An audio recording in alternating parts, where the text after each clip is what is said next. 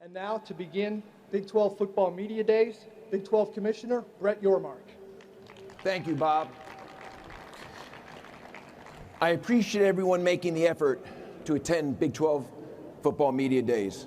Thank you, members of the media, for your coverage, and most importantly, for your fairness during my first year. This is a big moment for the conference as we welcome 4 new members to their first Big 12 Media Days. I'd like to also extend a welcome to the Big 12 leadership team and staff that are here today. I truly appreciate their support during my first year and the incredible job all of you have done. We have a lot of special guests in attendance. I want to personally thank ESPN, Fox, our bowl partners for joining us today. To those who are watching live on ESPNU and Big 12 Now on ESPN Plus, or listening on SiriusXM Big 12 Radio, a big welcome. This event kicks off our first ever season as a 14-team league. We plan to use this season to celebrate the incredible strength we have going forward with our 8 continuing members, our 4 incoming members, and also to celebrate the impact that Texas and Oklahoma have had on this conference since day one. I would also like to acknowledge that the Big 12 lost a true friend. In memory of Dallas Morning News college sports reporter Chuck Carlton, who passed in April, and his longtime association with the Big 12 and the numerous events he covered over the years, we have dedicated a workspace here at Media Days in his honor. Although I didn't really know Chuck, I do know that he was held in the highest regard around the league. It's hard to imagine that 1 year ago, I stood before you for the first time. 12 months later, we have much to celebrate, starting with our on-field success. TCU's CFP run will be remembered for capturing the attention of the college football world from coast to coast, going from starting the season unranked to playing in the national championship game. 8 of our 10 teams played in bowl games. In basketball, 70% of men's teams and 60% of our women's programs played in the NCAA tournament this past season, affirming the Big 12 as the top basketball conference in America. We had 2 teams in the field of 8 for the Women's College World Series, and 6 of our 9 baseball playing programs in the NCAA postseason. We were well represented in this year's NFL draft. 30 players selected, plus 10 from our incoming members. The Big 12 was the only conference to have at least half of its teams produce a first-round pick, with 6 total first-round selections. Through the course of the athletic year, conference teams won 4 national championships. Additionally, Big 12 student athletes claimed 23 individual national titles. As many of you know, when I took this job, I did not have a background in college athletics. I relied on the advice and guidance of many people that helped coach me through my first year. And heading into year 2, I still have a lot to learn. One of the steadiest hands that has helped me along the way is former Big 12 Commissioner Bob Bowlesby.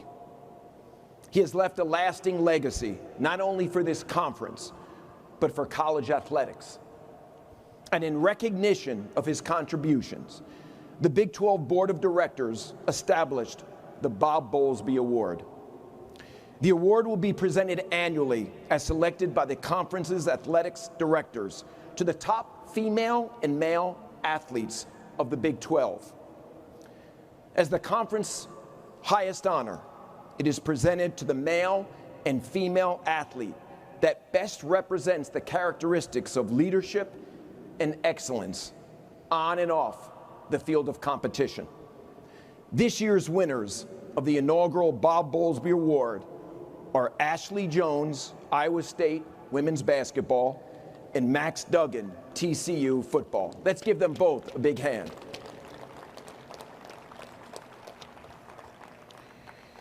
Each will be formally recognized by Bob and presented with their award at a home game this season. In addition to the great success we've had on the field, we've also built tremendous momentum off it. We have accomplished a lot over the last 11 plus months. Everything we did could not have been accomplished without the incredible support of a lot of people. I'm so fortunate to have a great staff at the Big 12. And I also appreciate the support of the conference's 4 governance groups, presidents, ADs, which many are here today, and thank you guys for your incredible support, FARs, and SWAs. I would like to thank outgoing Board of Directors Chair Lawrence Skuvanek for his guidance, support, his wisdom, and most importantly, for his incredible friendship. And I'd also like to welcome incoming Board Chair Linda Livingstone. Let's not forget, during last year's Media Days event, I announced that the Big 12 was open for business. Since then, we've jumped ahead of the line and extended TV agreements with existing partners through 2031, creating tremendous stability and clarity for this conference. We accelerated Texas and OU withdrawal, which was a win-win for all parties. We completed an organizational redesign. We formed a business advisory board made up of some of the finest C-level executives in this country. We announced Big 12 Pro Day with our partner, the NFL. We hosted our first ever business summit, which was a collaboration among our member institutions to share best practices. We announced Big 12 Mexico. We brought our commercial business in-house. We introduced enhancements to our championship events throughout the year by tapping into influencers, connecting with culture, and establishing premium offerings, all while driving incremental revenue for our member institutions. We have reconnected and galvanized our fan base like never before. Year-over-year social media growth has been through the roof this athletic season. The conference has gained nearly 100,000 new followers. That's a 309% increase year over year. And we have the second most Twitter and Instagram followers of any conference in America. Next week, we are taking 11 of our men's and women's head basketball coaches to Rucker Park to conduct a series of youth clinics in one of America's most iconic playgrounds. And lastly, I've been actively engaged with my A5 colleagues and NCAA President Charlie Baker on Capitol Hill. It's been a very busy 11 months, but it's not necessarily about where we've been. For all of us, it's about where we're going. As we look forward, we will continue to innovate, create, and positively disrupt, living at the intersections of culture, sports, and business. We recently completed a conference-wide strategic plan, the first one since 2011. Areas of emphasis include academics and student-athlete well-being and experience, which includes the formation of a student-athlete health and well-being cabinet, commercial business initiatives to diversify and drive revenue forward, storytelling like never before with a focus on student-athletes and campus leaders. From a competition standpoint, we are always looking for ways to improve our officiating programs and ensuring they are beyond reproach and the in-game experience for all participants and fans alike. Continued development of our international strategy as we plan for our December 24 Mexico launch. As a conference, we will celebrate cultural moments and strive to become deeply rooted in the DFW community. We are also looking to double down on our championship host sites for basketball, baseball, and softball. And for football, I'm excited to announce an extension with AT&T Stadium through 2030 for the Big 12 championship game. We will continue in the pursuit of solutions with the NCAA, none bigger than NIL. And lastly, there will be a continued emphasis on the Big 12 brand, profile, and narrative. That being said, today you are seeing a brand refresh, which is indicative of where this conference is going creatively. It will also serve as a runway to a new logo launch next year. Today, as part of that brand refresh, I would like to give you the first look at the conference's new brand spot. Let's take a look. You got my back! You got my back! We started at 12, running 11 deep, and dropping downs since 9-6. Back when the Big 8 met the Southwest, to countless wins later. And if we're talking hardware, how 7 Heisman's? Count them. With 6 by the net or 5 on the floor, we got the power. And to the new four coming our way, welcome. This is for the 4 years to make your mark. Whether it's a 3 with 3.1 on the clock or the biggest 2-point play to inspire a generation. Let's go! One thing's clear. We've always been greater than 12.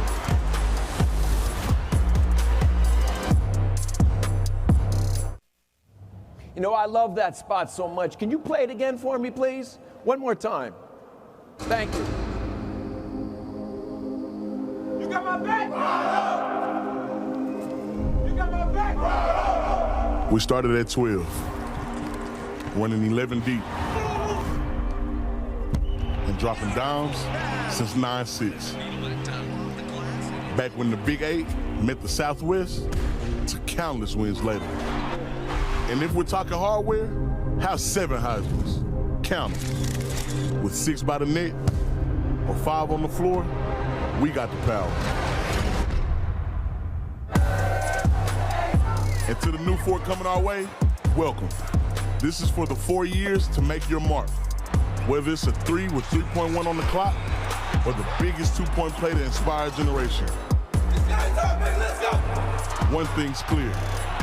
We've always been greater than 12.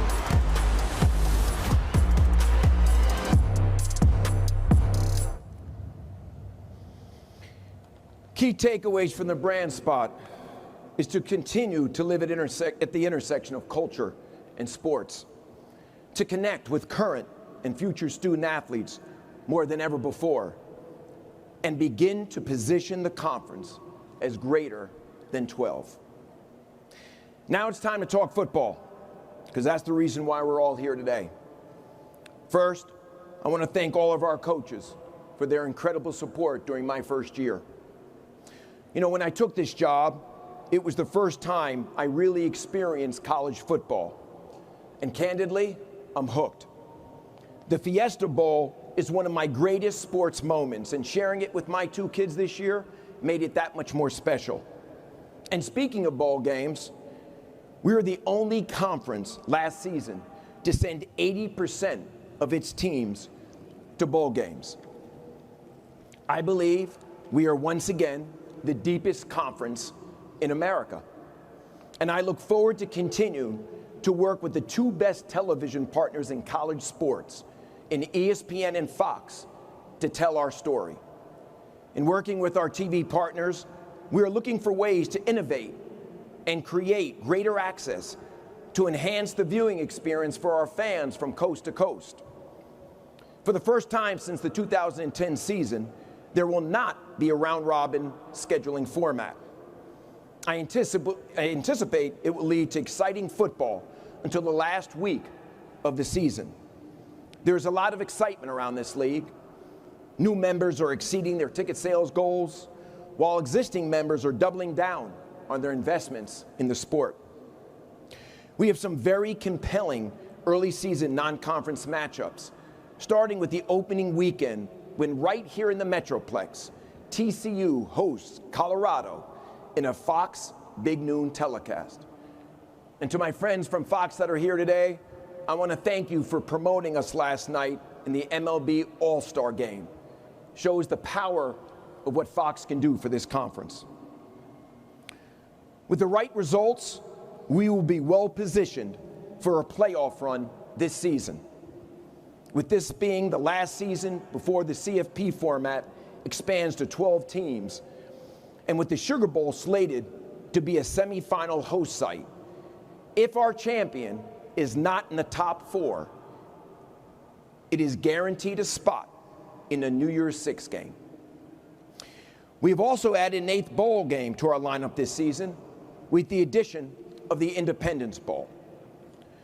For the second consecutive year, the Big 12 championship game was decided on the game's last play.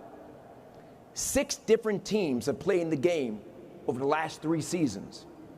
Last year's contest peaked as the highest rated conference championship game on television, all on the heels of a regular season where we saw a 10% year-over-year ratings increase.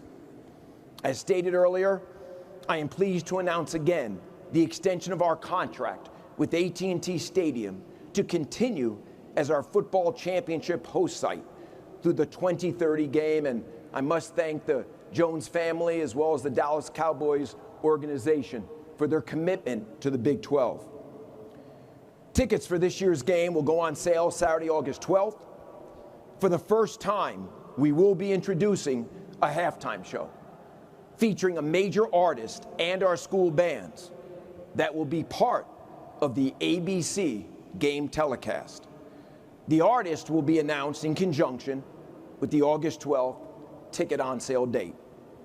We will also be introducing our first Hispanic radio broadcast of the Big 12 championship game. It's been a great first year as Big 12 commissioner, and I am blessed to be in this position. Our future is very, very bright. I'm very happy with the progress we have made to date, but not satisfied.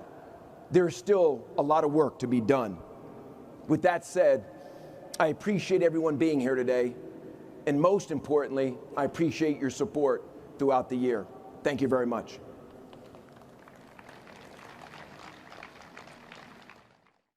You're on. We're on now. Welcome, everybody, Good. to Big 12 Media Days here in Arlington. I'm Chris Budding, Commissioner Yormark, and we're going to have a little discussion, and then we'll take questions from our media members. Commissioner, we were up here a year ago, and the phrase that resonated when we left was hipper, younger, cooler. The Big 12, this conference, was going to be hipper, younger, cooler, the idea to be more contemporary. What can fans expect this year to go along with still being hipper, younger, cooler? Well, I think this was our first year, obviously moving in that direction. We seeded a lot of change. During our championship games, we've infused music. We're connecting to culture like ways we haven't done before. And I think we'll double down on that effort this year, and you're seeing it with our brand refresh, you're seeing it with our new commercial. Our goal is to connect with Gen Z. I mean, we want to get on the consciousness, not of just current student athletes, but future student athletes. And getting younger is one way to do that, so we're very excited about our direction. I can say for anyone that was in Kansas City for the Big 12 basketball tournament, that was unlike anything we've ever seen, just with entire Power and Light District coming alive. So you've started to see that sprinkled throughout. One of the changes that the NCAA made over this past year was more penalties for gambling. What is the Big 12 doing to help protect, educate the student athletes around gambling? It's a big focus of ours. It's a big focus of our member institutions. We're working with the NCAA, obviously, but we're going to double down on our partnership with U.S. Integrity, critically important. We've been with U.S. Integrity since 2018, but given the current environment, we need to go deeper with them. We need to educate our student athletes, but it's just not our student athletes, it's our coaches. It's really the whole ecosystem, our officials. So we'll be doing that. We're also encouraging our member institutions to do a little bit more with U.S. Integrity. And additionally, we will be announcing a data deal in the near future, and that's in an effort for us to control how our data is being disseminated to third parties, and we're excited about that too. But it's a huge emphasis for us and one that we're addressing. In the changing landscape of college athletics, you also sat here last year and said you want to put a stake in the ground and protect the Big 12 marquee events. That said, this thing is ever changing. So what are you doing to protect the Big 12 footprint? Well, we've identified certain championships, as I said in my earlier comments, starting here in the DFW marketplace. Doubling down with AT&T is critically important for us. It's an aspirational venue, but we're also going to double down in baseball and softball and the key sports that are important, to the conference. And we're doing that. And, it is a competitive landscape now, the parts of our geographic footprint. And we've got to do what we need to do to protect our turf. To the question that every media member is sitting here wanting me to ask, and everyone back home, let's talk about expansion. What does expansion look like for the Big 12? I feel like I've been talking about expansion for a year now. When I said we were open for business last year, I think people took that as, my God, this guy's new and he wants to go and disrupt, I guess, in some respects. But, indicative of my opening comments today, open for business was that we were going to explore every and all possibility to grow revenue, to diversify our conference, and to do things that hadn't been done before. And we did a lot of that. Relative to expansion, I said coming out of our spring business meetings at the Greenbrier that we have a plan. And we have a plan for expansion. And I'm not going to really address it today. You can ask me, but I'm not really going to address it. We do have a plan, and hopefully we can execute that plan sooner than later. But as I've always said, I love the composition of this conference right now. The excitement the 4 new members have brought to this conference has been incredible. And if we stay at 12, we're perfectly fine with that. If the opportunity presents itself where there's something that creates value and aligns well with our goals and objectives, starting with the board, then we're certainly going to pursue it. Expansion already began before you took the job for the Big 12. And on July 1st, you added 4 new teams. And this will be a different year because Texas and OU is still here. Can you touch on the uniqueness about what this season will be, having 14 teams? I'm really excited about this season. In fact, I think it's going to be a year of celebration. We're going to celebrate our continuing 8. We're going to celebrate our new 4. And in fact, we're going to celebrate Texas and Oklahoma and all the contributions they've made to this conference since day one, because they'll always be a big part of this conference. So for me, it's really a year of celebration, and we're very excited about it. Good deal. That wraps up our fireside chat. Bob Byrd is going to take questions from our media members for you now. Great, thank you. With that, the floor is now open for questions. To ask a question, please raise your hand. Wait for the microphone to be brought to you. And before asking your question, please identify with your name and affiliation. First question over here on the side. No, over on the edge there.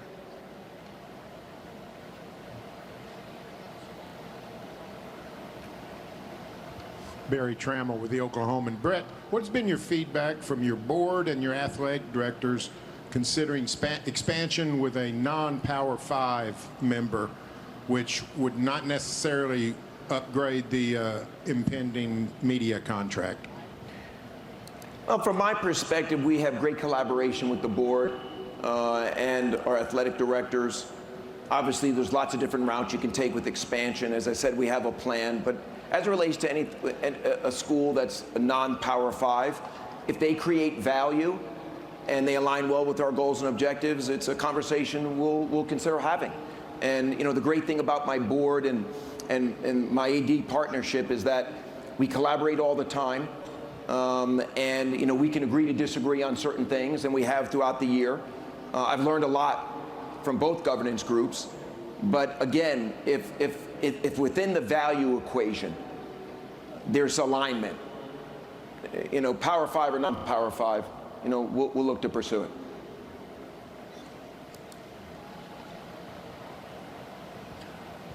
Kirk Bowles from the Austin American-Statesman. Brett, in terms of pecking order in the Power 5, where would you say the Big 12 is positioned right now and for the future? And would it be better for the league if maybe somebody besides Texas and Oklahoma didn't win football this year? Nice to see you. So, from my perspective, and I've said this before, I'm not really competing with the other Power 5 conferences. You know, I want the Big 12 to be the best version of ourselves. And if we can do that, we're in a great place. So it's not about ranking us within the Power 5.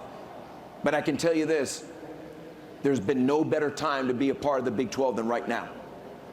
And this thing is going to grow. It's going to move forward in a positive way. And I'm really excited about our future. Hey, Brett, George Stoya, Soonerscoop.com.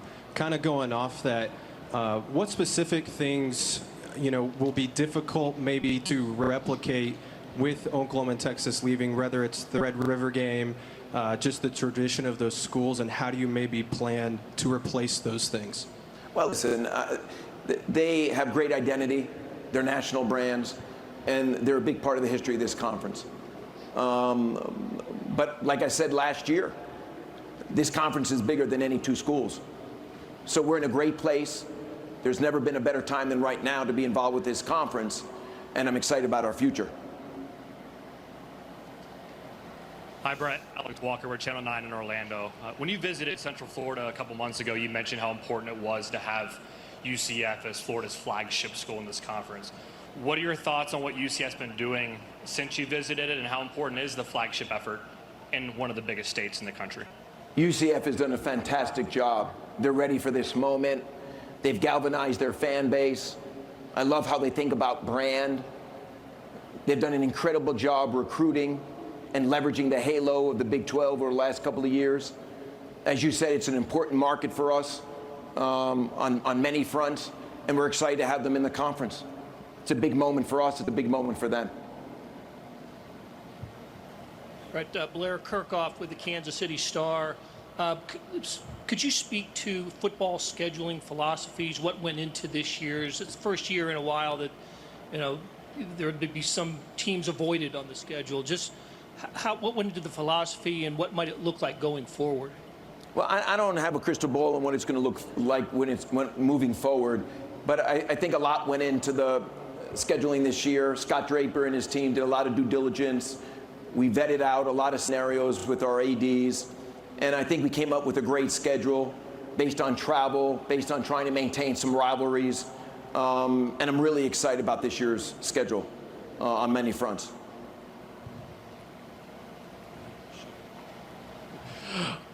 Nick Coppola. Is it on that side? Go. Go? Okay. Go ahead. All right. Nick Coppola, OU Daily. You mentioned in your opening statement one of your achievements was accelerating the withdrawal of OU. Just tell me what those negotiations were like with trying to get OU out a year early. What was that back and forth like? And just how long did it take for those negotiations to come to an end? I've got a great partnership with the folks at Texas and Oklahoma. When there's mutual respect, and when you're looking for a win-win scenario, those negotiations don't really take that long. And we all wanted the same thing, and we got there. And I'm happy for them. I'm happy for us. We brought closure to an issue that was highly discussed this time last year, and I'm happy we did.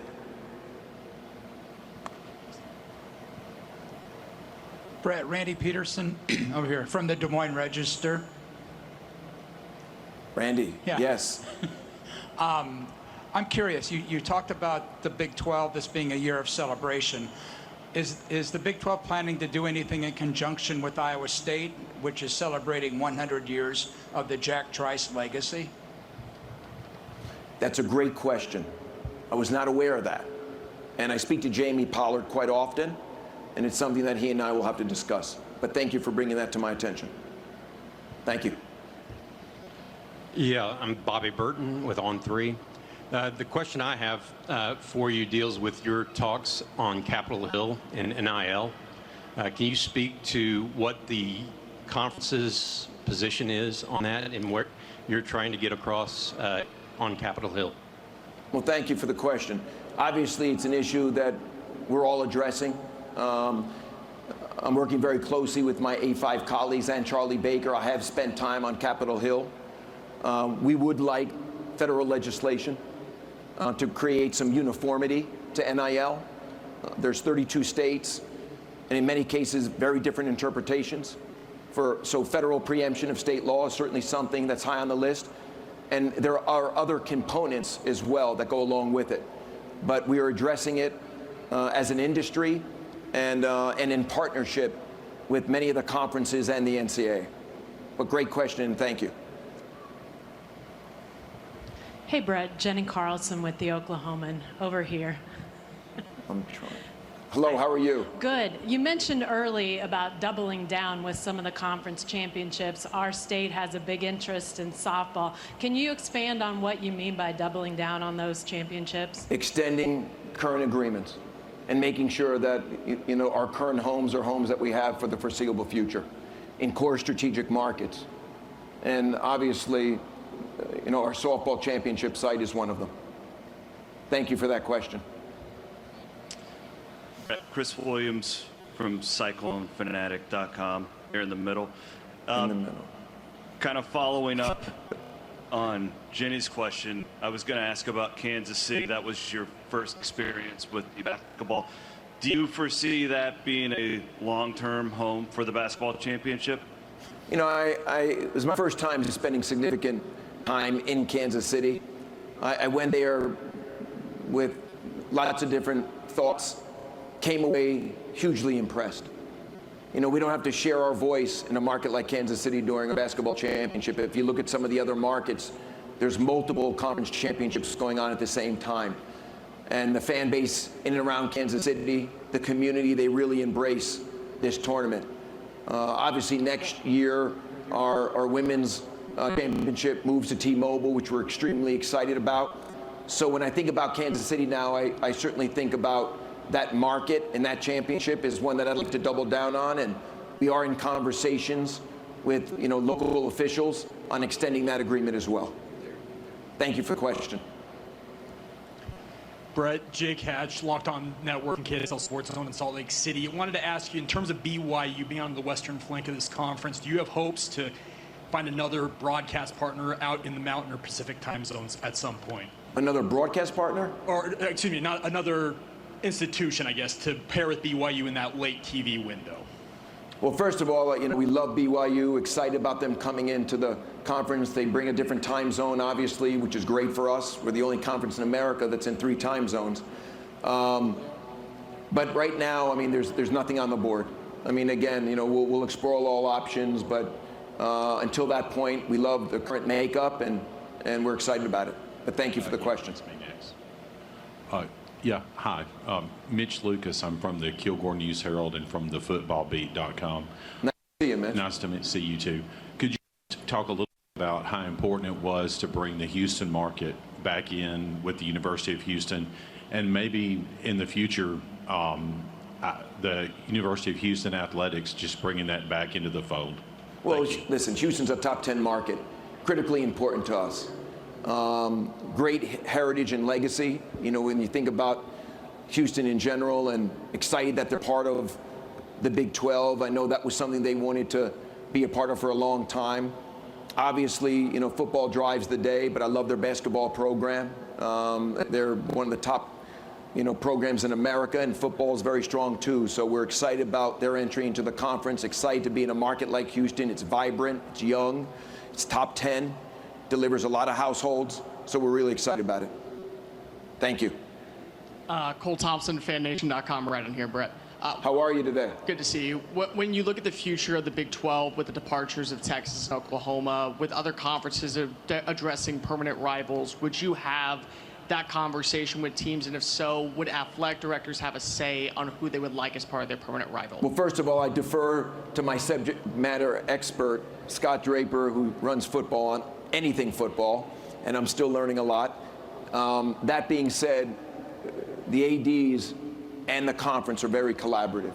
No decision gets made without vetting it out with our ADs and having that transparency. So certainly something we'll consider, and we'll do it with our ADs.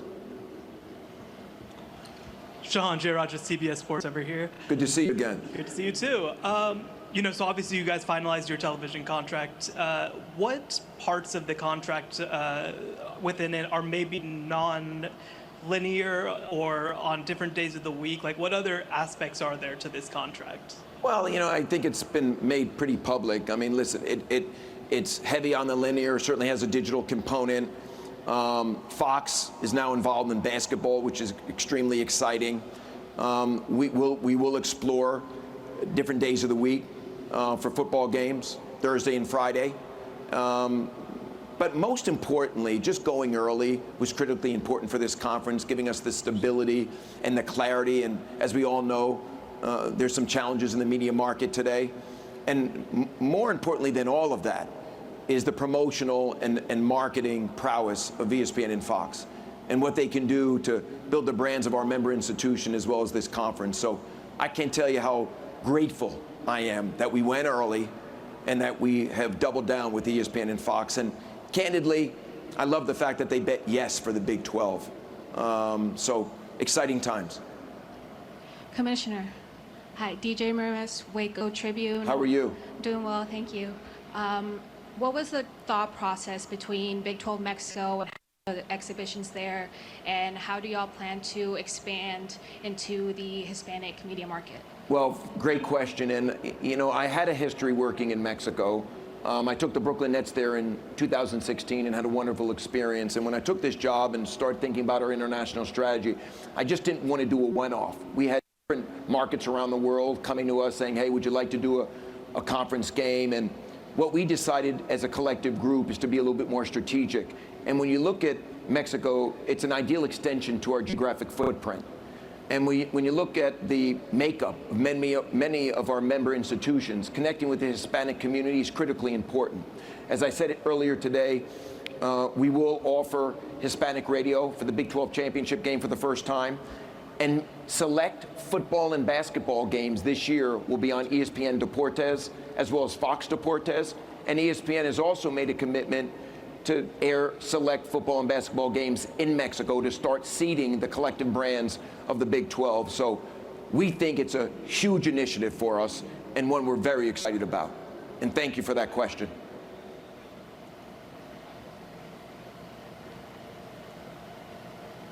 Can you hear me? All right. Andrew Miner, 24/7 Sports. How are you today, Andrew? I'm well. How are you? You're about the only one that's wearing a tie, you and me today. There we go. Dressed to impress. With regards to NIL and the work that you're doing on Capitol Hill, how are you balancing that work as well as trying to use NIL strategy to attract the Gen Z next generation of student athletes? Well, I'm leaving a lot of what's happening on a campus to my ADs, but I don't think that NIL really plays a role in attracting Gen Z. I mean, we're attracting Gen Z, notwithstanding NIL, and so are our member institutions. And much of what you're hearing today and what's unfolding in front of your eyes, but the brand refresh, how we're enhancing and modernizing our championships, how we're creating creative spots to connect with youth culture and that Gen Z demographic. Those are the ways that we are attracting Gen Z, and I feel very comfortable about our approach. It's not about NIL. Brett over here, Mitch Harper with KSL Sports and KSL News Radio in How Salt are you, Lake. Mitch? Doing great. Good. How do you envision the four newcomers elevating the brand of this conference and maybe vice versa, the brand of this conference elevating the newcomers? Well, I mean, if you were on social media on July 1, you saw the power of those four brands and how they engage with fans, how they think about brand, and how they think about social media. So we're excited to be partnered with those four new schools. And, we're now in 8 states. We reached over 75 million people in our footprint now with the help of those four schools. So they bring a lot of value to this conference, and we're, again, very excited to have them. Hi, Commissioner. Jeff Kolb with Fox 4 in Dallas over here. Jeff, how you doing? I'm good. How are you? I'm great, thank you. In a similar vein to the last question, can you talk about the potential that you see in these four schools, what you like there, and how the conference, what the role of the Big 12 is to help these four schools have even more success than they have? Well, I mean, I think I answered the question of what I think about the four schools, but I will tell you, We serve our member institutions, and we're engaged with them on a daily basis. And to the extent that we can help them elevate and amplify what they do and how they do it, that's our role. And I think we've started doing that already. We have great collaboration. And listen, let's face it, it's been a bit of a step for them up to the Big 12, but they've embraced it, they're investing behind it, and we're collaborating. So again, excited to have the 4 schools, and they're doing a great job. Brett, hey, this is Ian Impeachment with Killer Frogs, Fan Nation right here down the middle. Where you? Oh, I see you. Thank you. Just a quick question about the agreement with AT&T to extend the Big 12 championship game being here in the Metroplex. What's the significance of keeping it here as opposed to moving it to an alternative location? It's a world-class venue, probably the finest venue in America. We have a great partnership with AT&T Stadium and the Dallas Cowboys and the entire organization. And it's kind of nice that we start our season here effectively and end it here. And in speaking to some of the student athletes that are here today, this place is very aspirational. So doubling down on that partnership, critically important for us, and very happy about it. But thank you for the question. Hey, Brett. Kellis Ravenite here with the Wichita Eagle and the Kansas City Star. I've heard you say that you wanted the conference to stay at 14 members even after this season. Can you expand on why you like 14 compared to 12 or 16? I did say 14. You're absolutely right. I do think there's strength in numbers. But I also said we're not chasing a number. And that, you know, if and when the opportunity presents itself to stay at 14, we'll pursue it. But I did say that, and I backpedaled a little bit because I realized, you know, it's not about chasing a number. It's all about creating value for membership, and we'll see where that takes us. But thank you for that question. Back here, Commissioner. Kevin Kinder with the Blue and Gold News. Nice to see you. Nice to see you. On the sale of data rights, does that go into next generation type data like speed tracking, all those kind of things that different schools are doing now? Or is it just traditional data? And how do you balance that against your stated desire to prevent that from assisting gambling? Well, first of all, I'll say it's more traditional, but we're working with our selected partner on how broad we can go. And I do think controlling how our data is disseminated and gathered is critically important with our overall strategy. There are data collectors that are unofficially in our venues right now, collecting data and selling it to third parties. And that's happening all over the country. And our data deal will afford us an opportunity to control that. And that's what we're pursuing. But thank you for that question. Hi, Brett. Michelle Montaigne with the ABC affiliate in Tulsa. How are you today? I'm great, thank you. Good. With your background in professional sports, it seems like some of the moves you've made, the halftime performances, the Hispanic broadcast expansions, follow that pro sports prototype. Why did you feel like those were the right enhancements for this conference? Well, it's a great question. And I think many of my skill sets have been transferable into this role. You know, we're in the business of building brands and businesses and connecting to consumers and providing great fan experiences, all of these things I've done before. Obviously, I've had a lot to learn, and I continue to have a lot to learn, but I do think some of the things that, you know, we discussed today as a recap of what we've done over the last 12 months are indicative of things I've done before, and I think they're very transferable to our space. And you know, when I look back on this first year, I'm thrilled with our progress, thrilled about everything we've done and will continue to do, but we're only getting started. For those that have said, my God, you guys have accomplished a lot during this year, I can tell you we're just getting started. There's a lot more to do, but thank you for that question. Brett, all the way back here, Parker Ream with Fox 44 in Waco, all the way back. You see my hand up here? Oh, yes. White. Yeah, sorry, a little tough. Sorry about that. No problem. Don't worry about it.